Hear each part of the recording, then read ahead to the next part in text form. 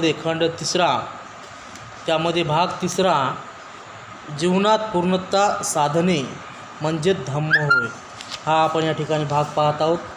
3 प्रकारच्या पूर्तता असतात, कायिक, वाचिक आणि मानसिक. कायिक, वाचिक आणि मानसिक. त्यामध्ये मानसिक पूर्तता कोणत्या प्रकारची असते? आसवे अथवा चित्तमल पुरा नष्ट होऊन ह्या जीवनात संपूर्ण चित्त विमुक्तचा अनुभव घेणे, प्रज्ञेने आसवापासून विमुक्ती मिळून त्या अवस्थेत सतत वर्तने ह्यास मानसिक पूर्तता म्हणतात. आणखीही पारमिता आहेत आणि भगवान बुद्धाने त्या सुभूतीला सांगितल्या होत्या. सुभूती बोधिसत्वाची दान परिमिता कोणत्या प्रकारची असते? तथागत सांगतात, बोधिसत्व चित्ताच्या अवस्थांची जाणीव ठेवून अंतर्बाह्य वस्तूचे दान करतो आणि त्या सर्व प्राणीमात्रांना दिल्यावर बोधीला त्या अर्पण करतो. दुसऱ्यांनाही ते असेच करण्याची प्रेरणा देतो. कुठल्याही वस्तूबद्दल त्यांच्या मनात आसक्ती नसते. ह्या अवस्थेला दानपारमिता म्हणतात. त्यानंतर सुभूती पुन्हा प्रश्न विचारते, बोधिसत्वाची शीलपारमिता कशी आहे? तथागत त्याला उत्तर देतात, या पारमितेत तो स्वतः सदाचरणाची 10 पथ्ये पाळीत असतो आणि इतरांना तसे करण्याची प्रेरणा देतो. पुन्हा सुभूती विचारते, बोधिसत्वाची शांती पारमिता कशी आहे? तथागत या पारमितेत तो स्वतः क्षमाशील होऊन इतरांना तसे होण्याची प्रेरणा देतो. पुन्हा सुभूती प्रश्न विचारते की बोधिसत्वाची वीर्य पारमिता कशी आहे? तथागत म्हणतात, या पारमितेत तो 5ही परिमितांच्या पारिपूर्तीत अखंड मग्न राहतो आणि इतरांनाही तसेच करण्याची प्रेरणा देतो. सुभूती, बोधिसत्वाची समाधी ही पारमिता कशी आहे? तथागत पुन्हा तिला उत्तर देतो, या पारमितेत कौशल्याने तो ध्यान साधतो, तथापि तो सत्संबंधित रूप लोकात परत जन्म घेत नाही आणि इतरांनाही ते तसे करण्याची प्रेरणा देतो. सुभूती पुन्हा प्रश्न विचारते, बोधिसत्वाची प्रज्ञा पारमिता कशी आहे? तथागत उत्तर देतात, या पारमितेत तो कोणत्याही एका धर्मात भौतिक अथवा अभौतिक मग्न न राहता सर्व धर्माच्या अभिजात स्वरूपाचे चिंतन करीत असतो आणि तसे करण्यास त्यांना प्रेरणा देतो. अशा पारमिता अंगी बाणविणे यालाच बाळगिणे नाही, बाण काय आहे की समोर मधातलं मिटलेलंच आहे, याला धम्म म्हणतात. निब्बाण प्राप्त करणे हा धम्म आहे. निब्बाणासारखे परमसुख दुसऱ्या कशानेही लाभत नाही, असे भगवान बुद्धाचे वचन आहे. भगवान बुद्धाने शिकवलेल्या सर्व सिद्धांताचा निब्बाण हा केंद्रवर्ती सिद्ध आहे. भगवान बुद्धाने शिकवलेल्या सर्व सिद्धांताचा निब्बाण आहे केंद्रवर्ती सिद्धांत आहे. निब्बाण म्हणजे काय? बुद्धप्रणीत निब्बाण हे बुद्धपूर्व लोकांनी सांगितलेल्या निब्बाणापेक्षा अर्थाने आणि आशयाने वेगळे आहे. बुद्धपूर्व लोक निब्बाण म्हणजे आत्म्याचा मोक्ष असे मानित असत. 4 प्रकारचा मोक्ष पूर्वी मानला जात असे. मोक्ष हा 4 प्रकारचा मानला जात असे. त्यामधला पहिला लौकिक म्हणजे खा प्या मजा करा या जड स्वरूपाचा, दुसरा योगिक, तिसरा ब्राह्मणी आणि चौथा अपौरुषदिक. ब्राह्मणी आणि अपौरुषदिक निब्बाण कल्पनेत एक साम्य होते. या दोन्ही कल्पनात आत्म्याला स्वतंत्र अस्तित्व आहे असे मानले जाई. भगवान बुद्धाने या सिद्धांताचा निषेध केला आहे. म्हणून निब्बाणाविषयक ब्राह्मणी आणि अपौरुषदिक शिक्षणनुकीचे खंडन करणे भगवान बुद्धाला कठीण गेले नाही. निब्बाणाची लौकिक कल्पना ही अत्यंत जड स्वरूपाची असल्यामुळे भगवान बुद्धास ती कधीच प्रिय नव्हती. कारण या लौकिक कल्पनेत माणसाच्या प्राणी म्हणून जे इंद्रिय भुका असतात त्याचे शमन करणे ह्या पलीकडे दुसरा आशय यामध्ये नव्हता. यात आध्यात्मिक असे काहीच नव्हते. असली निब्बाणाची कल्पना मान्य करणे म्हणजे बुद्धाच्या मते मानवाची अत्यंत हानी करण्यासारखे आहे. कारण इंद्रिय भुकाचे शमन करणे म्हणजे अधिक भुका निर्माण करण्यासारखे आहे. अशा प्रकारचा जीवनमार्ग कोणत्याही प्रकारचे सौख्य मिळवून देऊ शकत नाही. उलट त्याने येणाऱ्या सुखाचे अधिक दुःख निश्चितपणे वाट्यास येते. योगातील निब्बाण कल्पना म्हणजे एक केवळ तात्पुरती अशी व्यवस्था होती. त्याने मिळणारे सुख हे नकारात्मक स्वरूपाचे होते आणि ते मिळण्यासाठी सर्व संसार परांगमुख व्हावे लागते. त्यांच्या योगाने वेदना टाळता येतील याव्यात, परंतु सुख मिळत नाही. आणि सुख मिळालेच तर ते योग्य चालू आहे तोपर्यंत ते स्थायी स्वरूपाचे नव्हते, अस्थायी स्वरूपाचेच होते. भगवान बुद्धाची निब्बाणविषयक कल्पना यांच्या पूर्वीच्या मतप्रणालीपेक्षा वेगळीच होती. त्यांच्या निब्बाण कल्पनेत 3 विचारांचा अंतर्भाव होता. आत्म्याच्या मोक्षाऐवजी प्राण्यांचे सुख हा एक विचार, जिवंतपणी या सर्व संसारात असताना मिळणारे सुख हा दुसरा विचार, आत्म्याचा मोक्ष आणि मृत्यूनंतर आत्म्याला मोक्ष मिळणे हे 2 विचार बुद्धाच्या निब्बाण कल्पनेला अगदी अपरिचितच होते. भगवान बुद्धाच्या निब्बाण कल्पनेतील मूलधार असा तिसरा विचार म्हणजे सदैव प्रज्वलित असणाऱ्या विकारांच्या ज्वालावर निग्रह साधणे. गयेत राहत असताना बुद्धाने भिक्खूंना ते प्रवचन दिले असता मुख्य विषय राग आणि द्वेष हे प्रज्वलित अग्नीसारखे होत आहेत हे तो म्हणाला. भिक्खू, अखिल संसार म्हणजे एक पेटता अग्नीच आहे आणि संसारातील कोणत्या वस्तू जळत आहेत? भिक्खूंनो, चातुरिंद्रियातील हे पेटलेले आहे. चातुरिंद्रिय काय? पेटलेले आहे. रूप पेटलेले आहे. संस्कार पेटलेले आहेत. डोळ्यांनी होणारी जाणीव हीही पेटलेली आहे. चक्षु संस्कारापैकी उद्भवणाऱ्या सुखकारक, दुःखकारक, अदुःखकारक गोष्टी ह्या सर्व जळत आहेत. आणि त्या कशामुळे पेटलेल्या आहेत? त्या रागाग्नीने, द्वेषाग्नीने, मोहाग्नीने. जन्म, जरा, मृत्यू, दुःख, दौर्म्यन, याप्रमाणे उपायास आणि निराशा यामुळे जळत आहेत. भिक्खूंनो, श्रोत्रेंद्रिय जळत आहेत, शब्द जळत आहेत, ज्ञानेंद्रिय जळत आहेत, गंध जळत आहे, जिव्हा जळत आहे, रस जळत आहे, शरीर जळत आहे, चित्तातील संकल्प विकल्प जळत आहेत. चित्त संस्कारापासून ज्या सुखवेदना, दुःखवेदना, अदुःख वेदना उत्पन्न होतात त्या सर्व वेदना जळत आहेत. आणि या सर्व कशामुळे जळत आहेत?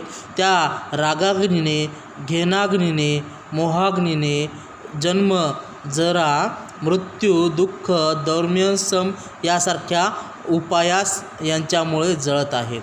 हे जाणल्यावर भिक्षूंनो, प्रज्ञावान श्रेष्ठांच्या मनात अपेक्षा उत्पन्न होते. या अपेक्षेमुळे त्यांच्या ठिकाणाचे रागाग्नी अगदी विकार मावळतात आणि विकाराच्या अभावामुळे तो मुक्त होतो आणि मुक्त झाल्यावर त्याला आपल्या मुक्तीची जाणीव होते. निब्बाणामुळे सुख कसे मिळते या दुसऱ्या प्रश्नाचे उत्तर देत असताना ते आवश्यक आहे. एक सर्वसामान्य समजूत आहे की माणसाला पुरेसे मिळालेले नाही की तो दुःखी होता, परंतु ही समजूत काही त्रिकाळ सत्य नाही. भोवती समृद्धी आणि संपन्नता असूनसुद्धा मनुष्य दुःखी राहतो. हा लोभाचा परिणाम आहे आणि लोभ हा गरीब आणि श्रीमंत या दोघांच्याही जीवनाचा शाप आहे. हा विचार भिक्खूंना दिलेल्या एका प्रवचनात भगवान बुद्धाने स्पष्ट केला आहे. लोभाने लुब्ध आणि रागाने शुद्ध, मोहाने मूढ झाल्यामुळे माणसाचे स्वतःच्या व इतरांच्या दुःखाबद्दलचे विचार मनात घोळू लागतात आणि त्यामुळे त्यांना मानसिक वेदना आणि पीडा अनुभवाव्या लागतात. परंतु जर लोभ, राग, मोह यांचा पूर्ण उच्छेद केला तर माणूस स्वतःच्या दुःखाने दुःखित होत नाही, त्याचप्रमाणे दुसऱ्याच्या दुःखाने दुःखित होत नाही अथवा मानसिक वेदना आणि पीडा अनुभवत नाही. आणि असे झाले की बंधूंनो, ते हवेसे वाटणारे सर्व आकर्षण आणि जे बुद्धिवान श्रावकांचा साध्य असते ते निब्बाण भविष्य जीवनात नव्हे तर ते इहजन्मी हस्तगत होऊ शकते. माणसाला गंध करणारे आणि त्याला असुखी करणारे असे दुःखाचे मूळ कशात आहे हे वरील प्रवचनात स्पष्ट झाले आहे.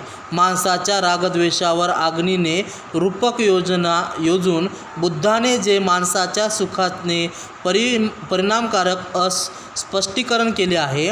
रागद्वेषाचा अग्निधान होण्याचे मनुष्य दुःखी होतो. रागद्वेष हे विकार म्हणजे मनुष्याच्या निब्बाण स्थितीपर्यंत पोहोचण्याचा मार्ग अडचणी निर्माण करणाऱ्या शृंखला आहेत. ज्या क्षणी मनुष्य ह्या विकारापासून मुक्त होतो त्या क्षणी तो निब्बाण मार्ग आखुमू लागतो. भगवान बुद्धाच्या मते ह्या विकारांचे 3 प्रकारचे वर्ग आहेत. पहिल्या वर्गात तृष्णेतून उद्भवणारे कामुकता आणि लोभ हे विकार आहेत. दुसऱ्या वर्गात विस्तृत श्रेणीतून उद्भवणारे घृणा, क्रोध आणि द्वेष हे दोष आहेत. तिसऱ्या वर्गात अविद्येतून उद्भवणारे जडता, मूर्खता आणि मूढता हे दोष आहेत. पहिला राग, दुसऱ्या द्वेष, अग्नीचा संबंध भावना आणि दुसऱ्या संबंधाचा दृष्टिकोन आणि भूमिका यांच्याशी निगडीत आहे.